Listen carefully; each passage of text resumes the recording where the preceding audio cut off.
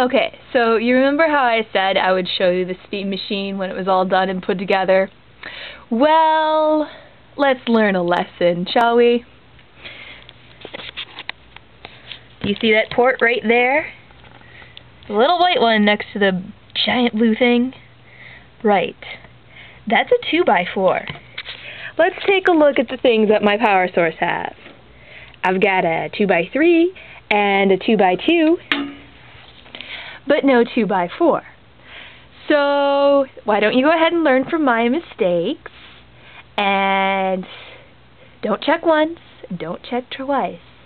Check it 3 times when you're ordering parts off the internet to make sure you're not going to have to go back and order a different freaking power source. I'm Sarah Anderson, and this is another idiotic thing I have done.